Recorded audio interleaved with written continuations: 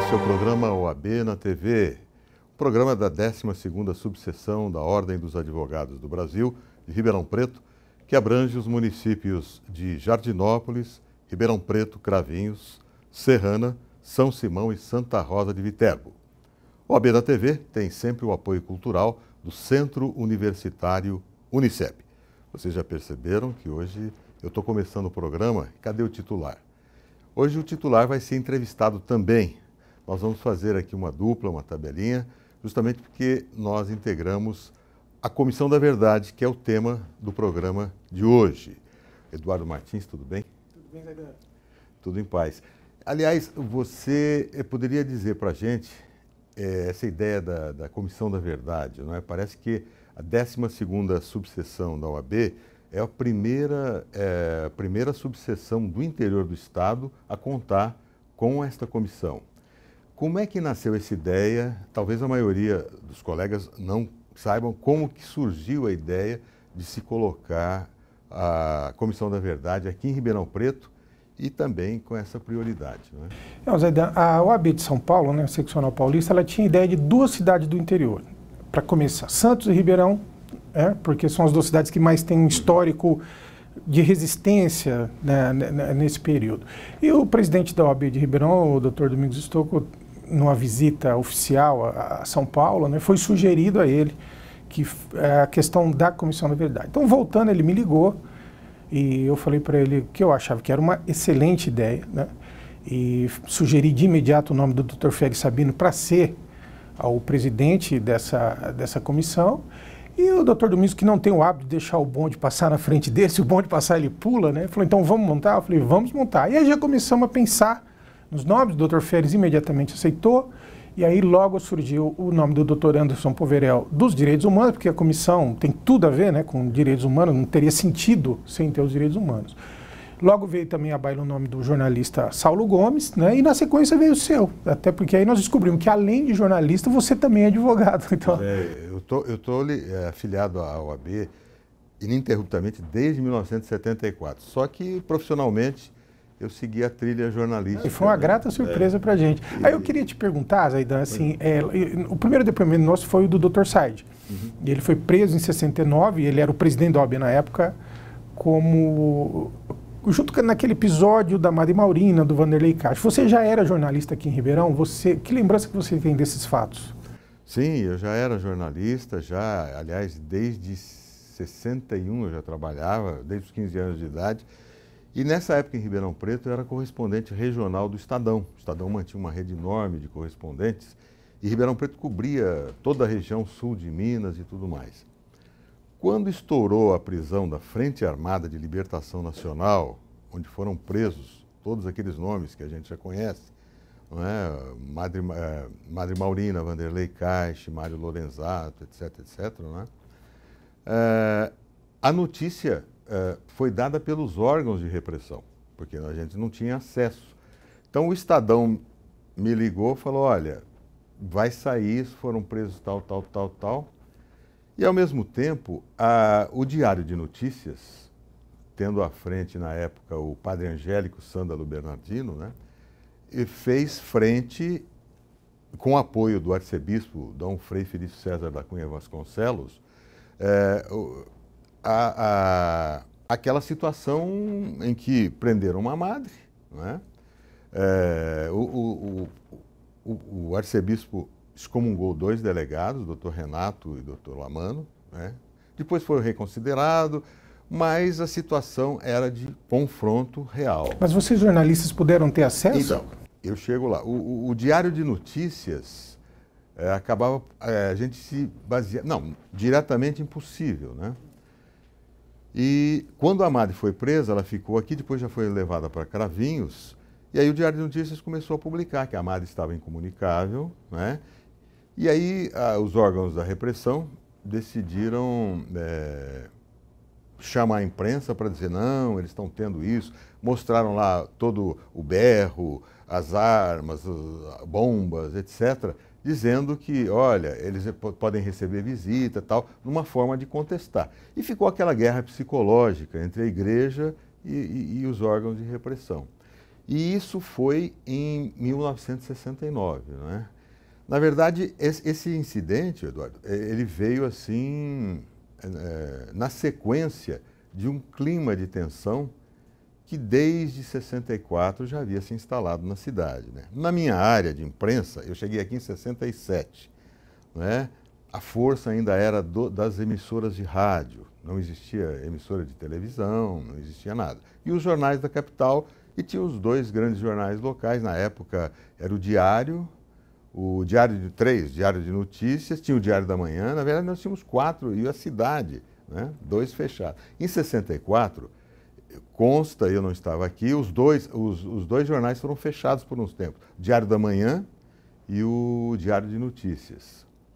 Mas em 68, eu não sei se esse período é interessante, foi a época das passeatas, né? Eu me lembro.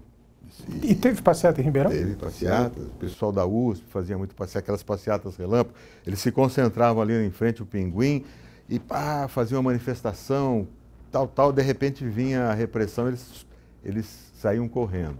Eu me lembro de uma muito significativa para a gente, da imprensa, que a gente estava cobrindo, e na São Sebastião, os alunos estavam se dirigindo para o diretório da Faculdade de Direito Lauro de Camargo, que era ao lado do diário do jornal A Cidade.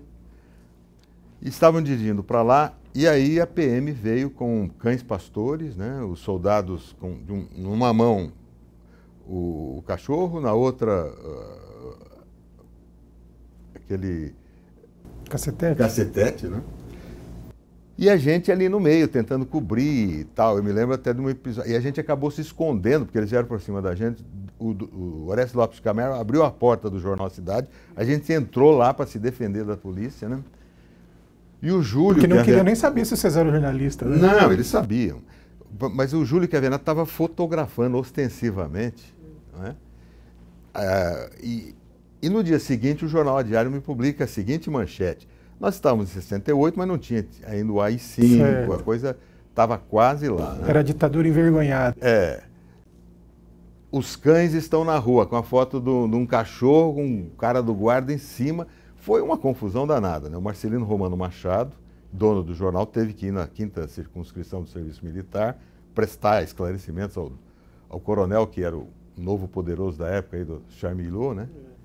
E... eu não sei se foi exatamente ele. E aí você vê, esse era o clima que a gente tinha na cidade, né? Isso, vira e mexe, você tinha uma manifestação que era abafada, era contida, né? Porque não havia censura direta, censura específica. Mas o jornalista sabia o que poderia, o que não poderia dizer. Tá, isso que eu queria te perguntar, Zé. Além da censura oficial, havia uma autocensura, mas na verdade não é uma autocensura. Essa autocensura seria o quê? Um cuidado, é isso? Olha, o primeiro problema é o seguinte, a gente não tinha acesso a informações, não podia checar nenhuma informação. Olha, está tendo tal coisa em tal lugar. Não dava para ir lá checar. Então era complicado isso, né? Você não tinha condições de avaliar isso e publicar.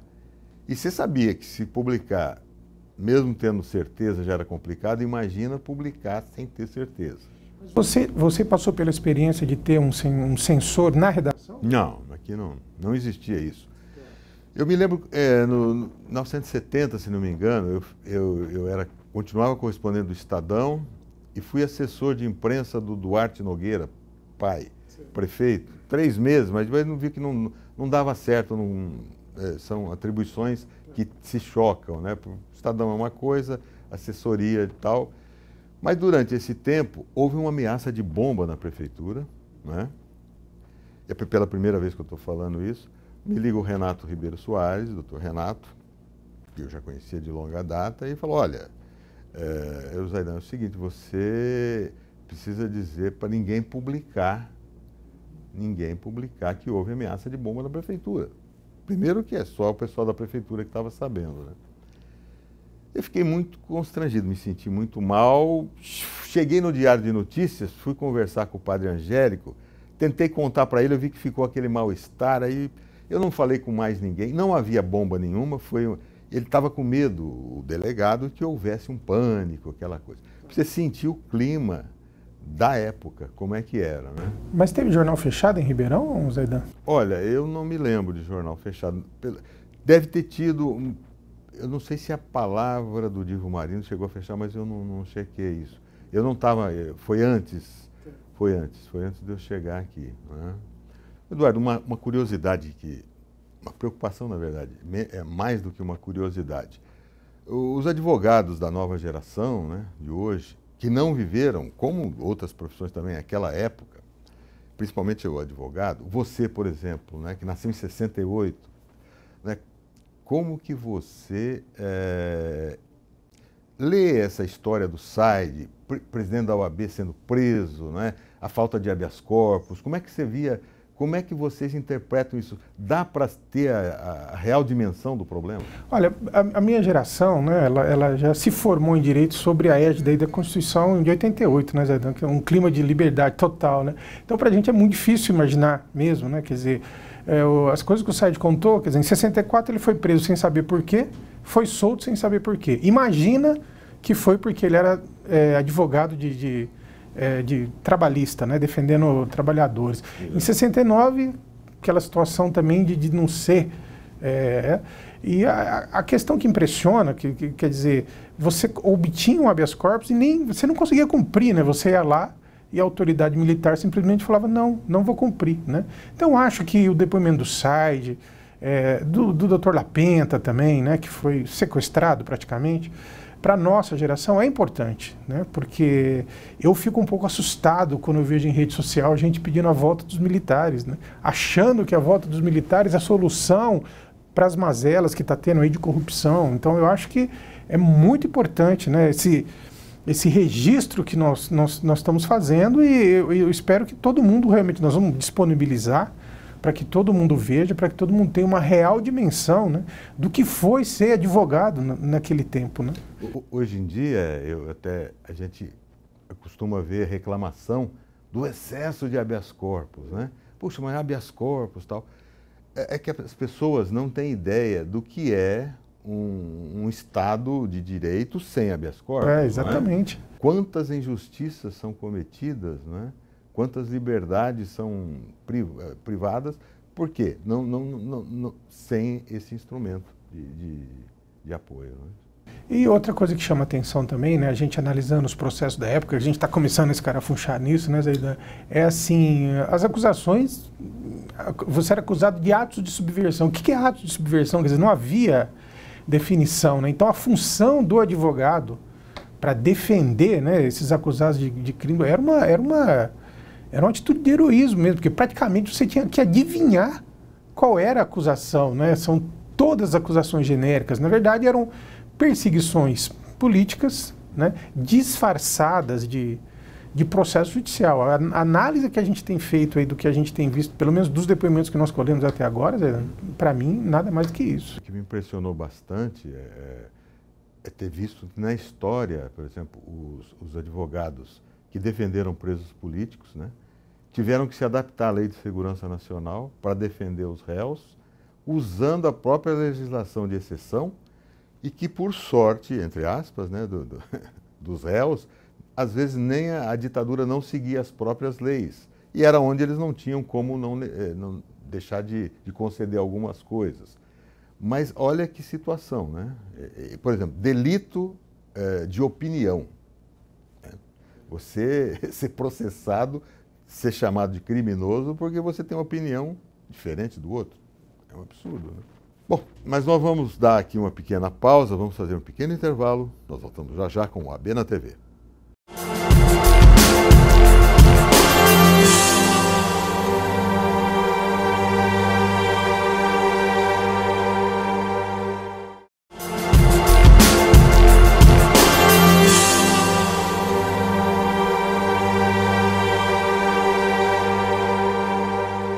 Estamos de volta com o programa OAB na TV, que tem o apoio cultural do Centro Universitário Unicep.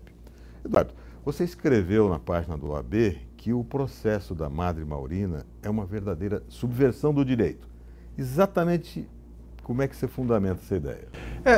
Pegando o gancho que você falou no final, né, os militares tinham uma preocupação com uma aparência de legalidade. Então eles fizeram várias leis, né, e nenhuma delas eram cumpridas. O processo da MAD chama muita atenção, Zaidan, pelo seguinte, começa assim, tem um personagem envolvido nesse caso, que é o professor Guilherme Simões, que foi alvo de muita violência, né, de muita selvageria. E a sentença do professor Guilherme é uma coisa impressionante, porque o julgador admite que havia seríssimas dúvidas sobre o envolvimento dele com o grupo de esquerda armada. E mesmo assim ele foi condenado. Quer dizer, me parece, se não me engano, eu vi também naquele processo que você tirou cópia, inclusive, que parece que ele colaborava, acho que não, na era um simpatizante. Isso, era um simpatizante. Mas aí o que eu estou querendo te dizer? Qual que é o princípio? A dúvida deve beneficiar o réu, né? Nesse caso, a dúvida serviu para acusar o réu. Quer dizer, isso é uma subversão das regras do direito. O caso da Madre, né? A Madre, em 70, ela foi trocada os militantes da organização do Carlos Lamarca, a VPR, sequestraram o cônsul japonês em São Paulo, pediram a libertação de 5 guerrilheiros e incluíram o nome da Madre. E ela, então, é banida para o México. Eles suspenderam o processo da Madre, porque ela... Então, nesse processo das Forças Armadas aqui de Ribeirão, a Madre não foi julgada, né? Bom, esse processo fica lá. Em 79, a gente já tinha a anistia. A Madre volta. E eles insistem em julgar a Madre. Quer dizer, já tinha prescrito. Já tinha anistia, mas eles fizeram questão de julgar a Madre. É um negócio impressionante. E aí ela foi absolvida, né, para constrangimento de quem aprendeu, de quem a torturou, né? Então eu acho que o processo da Madre Maurina, ele acaba tendo esse desdobramento do processo original, eu acho que ele fica como um emblema desse período de arbítrio, né? É um período de terror, né? E aí eu queria te perguntar, Zaidan, assim, nós tivemos um depoimento extraordinário, né, muito emocionante, que foi o depoimento do Frei Manuel Borges da Silveira, que é o irmão da Madre. Assim, o que ficou para você desse depoimento? Olha, ficou para mim que a postura de um religioso que utilizou na prática tudo que ele prega, não é? Porque, na verdade, não foi fluência intelectual, não foi atitudes exacerbadas, nem nada disso. Frei Manuel, como estava longe, ele estava no Araguaia, nem pôde acompanhar a vida da irmã. Como o pai e a mãe sofreu à distância também, visitou a Madre uma vez lá no México, né? Mas você pode ver que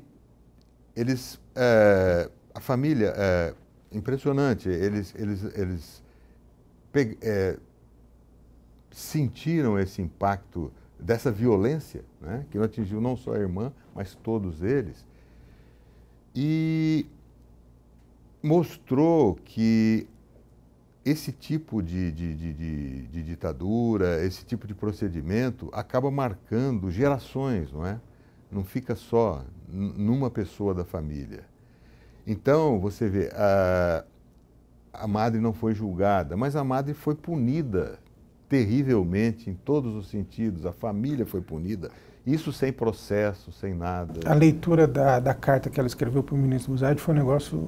Nós também ficamos muito emocionados. É uma coisa absurda. Porque ela narra as sevícias que ela passou, né? Sabe o que me lembra, que me veio agora na cabeça? Sabe, as brigas de torcedores de Corinthians e Santos, que começam a bater um no outro, feito debilóides, e que não tem sentido nenhum, sabe? Então, essa situação da ditadura, o procedimento dos doutores, dos juízes que servem a esse pessoal, me lembra exatamente isso. Uma coisa irracional, né? É irracional, não tem base legal, não tem base racional.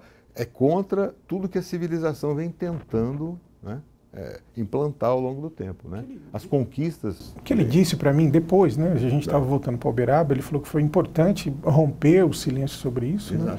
Mas eu não sei se você sentiu que ele fez questão de ressaltar a questão da violência sexual, né, Zaidan? A violência sexual, ele, como irmão, disse que não foi ela que falou para ele, mas foi a cunhada, né? Você vê que existe um certo problema de tocar nesse assunto entre eles, são irmãos, né? E são religiosos, é complicado. Mas ele garante, tem certeza que ela não sofreu o que ele considerou uma calúnia das autoridades, dizendo que ela não foi estuprada, né? Que ela teria sido estuprada, que teria tido um filho, etc. e tal. Mas eu acho que psicologicamente, não é? O que ela sofreu. Agora, quando eu perguntei se ela teve algum tratamento especializado, assim, um atendimento psicológico de apoio, porque as vítimas de tortura ou de traumas, né, ficam com síndrome pós-traumática. Na verdade, ele falou que não, que ela foi curada por uma graça, né? É isso. Aí entra a religião, entra a fé. Questão religiosa, né? Porque ele sofreu imposição de mãos de um religioso lá no México, e ela chorou durante horas, e que seria sido a catarse dos problemas. Tomara que tenha sido verdade, porque é muito terrível que ela sofreu. E o depoimento do padre Agostinho, Zaidan? Olha, o padre Agostinho, eu conhecia de nome, já tinha feito matéria sobre ele, eu fiquei impressionadíssimo. E eu fui consultar os jornais antigos. Ele falou muito mais do que... Na época, ele falava muito mais do que ele falou na nossa sessão, se você acredita. Ele dava nome aos bois, e eu não sei como é que ele ficou vivo nesse tempo todo. O principal testemunho do Esquadrão da Morte, né? Ele enfrentou o Fleury, o Esquadrão da Morte. Eu fiquei abismado com a coragem desse monge, né? Que dá um exemplo, assim, de fé, de dignidade de caráter. Eu fiquei, sinceramente... Eu fui pegar entrevistas antigas, na época e ele defendendo até o Zé Guarda, porque num crime que o Zé Guarda não teria cometido. Quer dizer, você vê que dignidade do cara, que mesmo contra, ele sabe na hora discernir entre o que aconteceu e o que não aconteceu. Né? Zaidão, para mim, assim, do depoimento do padre Agostinho, o Fleury era uma estrela do combate à subversão. Né? Então, quando ficou claro que ele estava cometendo crime comum, metido com o Esquadrão da Morte, quer dizer, ele teve uma proteção que, até então, né, você não tinha o direito de responder processo em liberdade. Né? Essa lei foi criada para beneficiar o Fleury, porque o Tribunal de Justiça decretou a prisão do Fleury. Então, na verdade, uma lei... Uma pergunta que eu queria te fazer é o seguinte: essa lei, tirando o nome Fleury, o que ela determina? Você acha que ela... É uma lei extremamente democrática, é uma lei correta. Essa discussão houve na época. A grande ironia da história é que ela veio para beneficiar uma pessoa que estava ali... que não tinha como não botar em vigor estava trabalhando com o extermínio de seres humanos. Quer dizer, é uma ironia da história que vai ficar. Agora, a lei em si, ela é uma lei... Mas ela está com esse nome até hoje? Não, apelido. Não, é apelido. Aí eu queria te perguntar também, eu acho que um outro depoimento que também foi legal, porque ele nunca tinha falado, foi lá o do médico da USP, né, o Dr. Marco Antônio Barbieri. E quando ele fala que muitos médicos, cientistas e pesquisadores foram expulsos do Brasil e acabaram indo fazer pesquisa fora e ajudando lá fora. Olha, eu trabalhei no campus da USP, na assessoria de comunicação lá do tempo da USP. Aliás, fui o primeiro assessor de imprensa lá, 86, 89. E cheguei até a escrever um livro sobre a história do campus e tudo. Então, deu para conviver bastante e realmente o campus perdeu muito com isso, né? Grandes nomes foram obrigados até a sair do país, não só daqui, como de outras universidades, né? Você viu o próprio Lorenzato, no último depoimento, dizendo que o professor Warwick Kerr, o homem mais importante da genética, né, da pesquisa, que hoje está adoentado, mas ele estava sendo ameaçado. Eles queriam prendê-lo a qualquer custo, por causa de opinião. Um homem que é presbiteriano, se não me engano, e de uma cultura, morou sempre nos Estados Unidos, tem um... O que eu achei importante também do depoimento do Barbieri, não sei se você concorda comigo, que assim, sempre tem a desculpa de que, não, os órgãos de repressão prenderam quem estava metido com a luta armada, com atos de terrorismo. O Barbieri era contra a luta armada, né? Ele era do Partido Ele era do PCB, que não praticava a luta armada, e quando ele foi preso e sofreu a maior violência, ele já era médico da USP, né? Ele não tinha um envolvimento político direto. Então, eu acho que o depoimento dele também desmonta um pouco isso, né?